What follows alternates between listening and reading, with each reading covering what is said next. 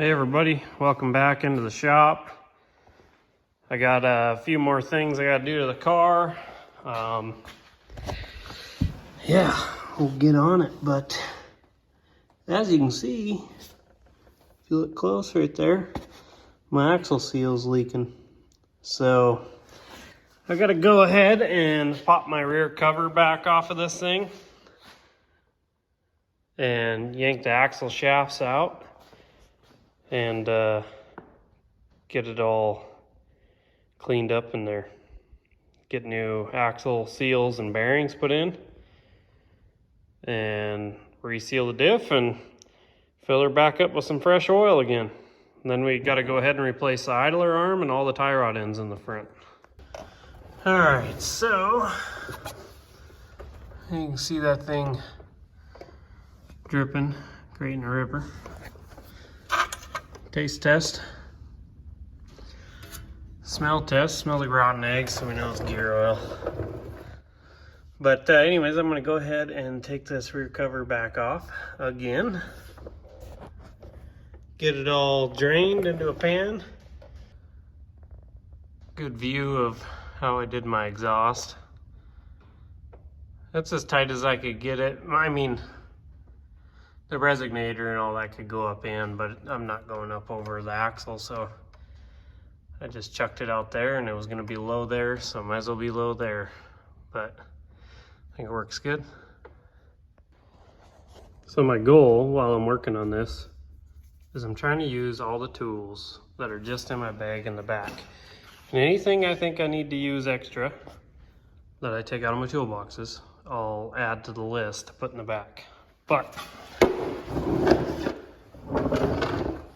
got the cover off, and on these 10 bolts, roll it around until you can see this little bolt that holds this pin in. You'll pull that out, this pin will come out. All right, pin slid right out, the bolt's out. So I should be able to move this to the opening so then I can see the axle shafts and C-clips. All right, I went ahead and pulled that wheel and tire off. Now I just gotta go grab a magnet.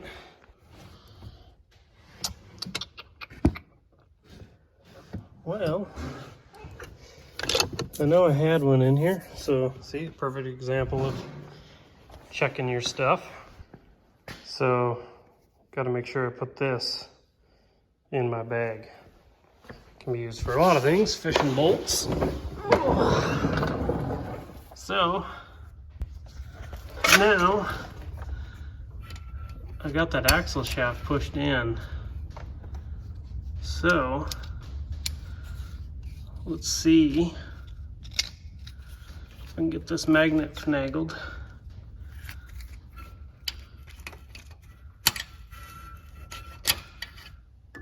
Get that C-clip out.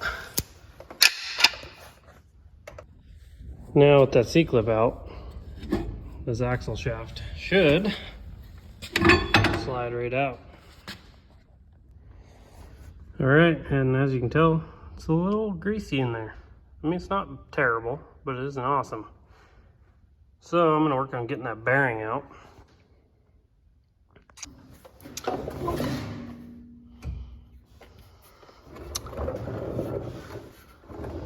All right, now I gotta fish in there and get that other C-clip. All right, got them both out. So now I just gotta get them bearings knocked out and knock the new ones in. All right, I'll bring my slide hammer over here, and you can get it at O'Reilly's. I don't remember what the number is, like 67031. Anyways, it's on the box. There's a piece that goes in and hooks on the bearing. You tighten up a washer up to it, and then you thread your slide hammer in and beat it out. So get that out and we'll put the updated bearing and seal kit in. All right, so this is the side that was leaking. I got the tool in.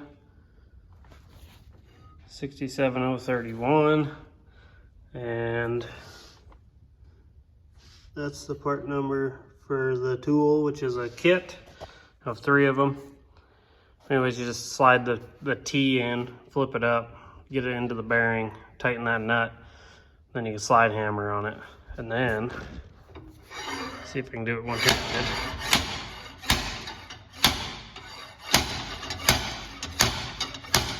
You can see it's all sliding out. So you just do that till it comes out, and then clean it up, put your new one in. This is the updated bearing. That's an O-ring that seals an inner and an outer seal. And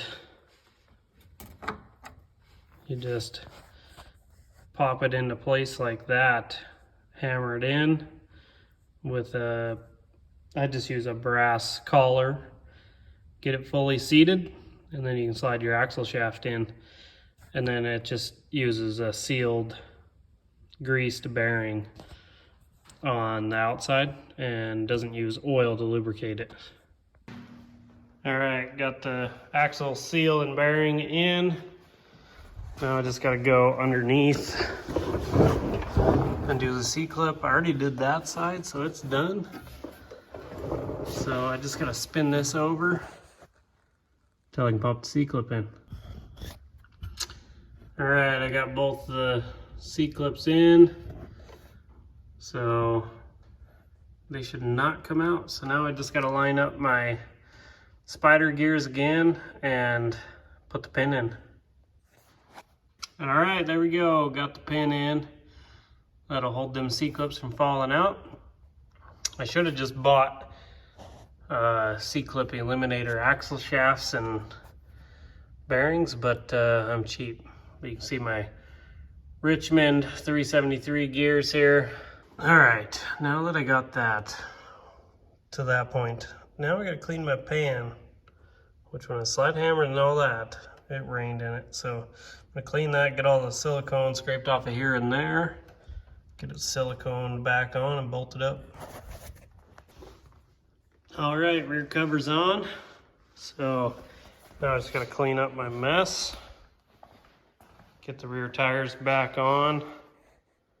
But I think I'm just gonna call it night for tonight, and I'll be back tomorrow, and it'll be like 30 seconds for you guys. So anyways, I'll be back on this project, and we'll get the rear end finished up, oil in it, and get all the tie rods done in the front so I can go get it aligned. And I'm back. It's another day. I gotta clean up my mess, get all my tools cleaned up, get a sop pad down, catch all the oil that's just soaking into the concrete. And anyways, then I'll crawl underneath this thing, put some limited slip additive in, and get the diff topped off. And then we'll be on to doing the tie rod ends in the front.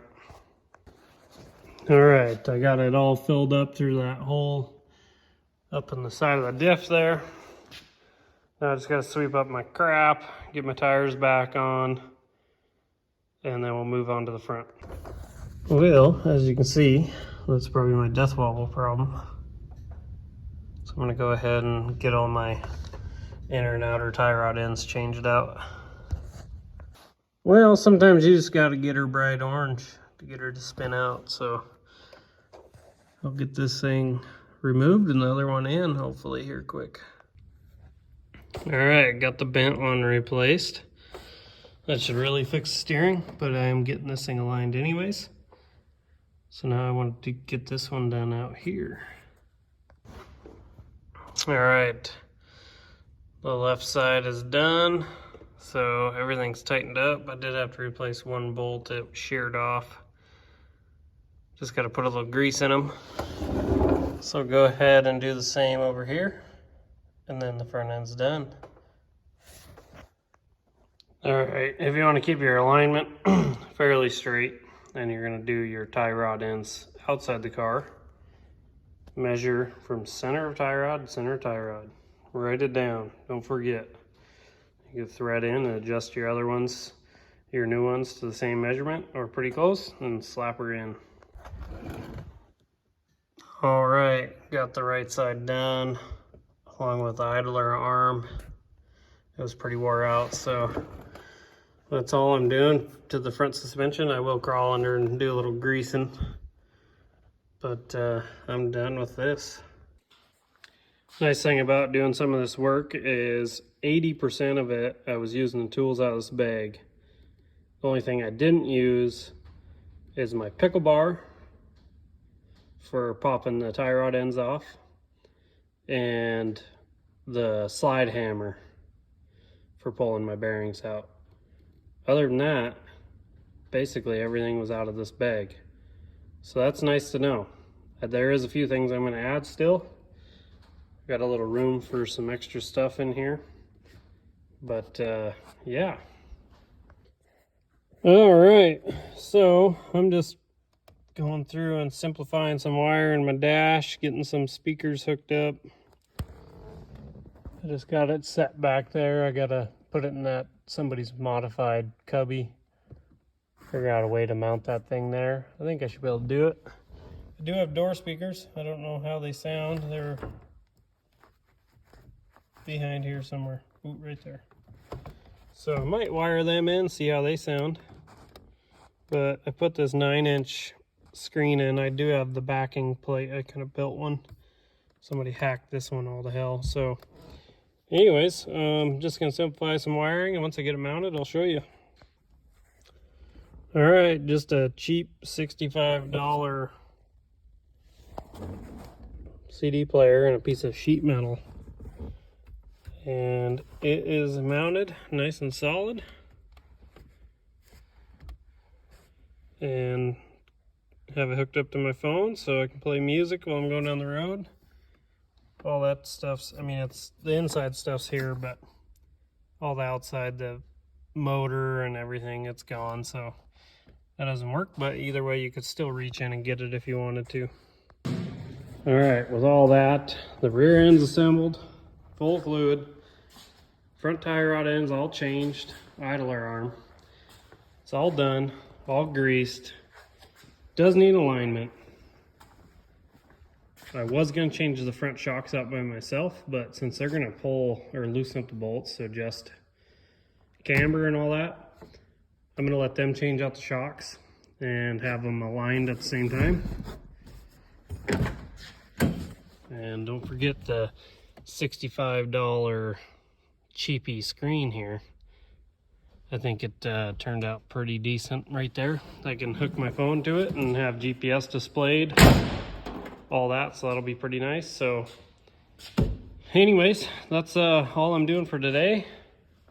And next time I'm back in here, I'll be yanking the pan off, draining all the fluids on the tranny, and putting a new pan and gasket on. That one's a little warped and the cork gasket's leaking, so I'm going to do a good rubberized gasket and a brand new pan that's not warped, and that should cure my issue down there. All right, thanks for watching. Like and subscribe if you guys want to see more of this build. Thanks.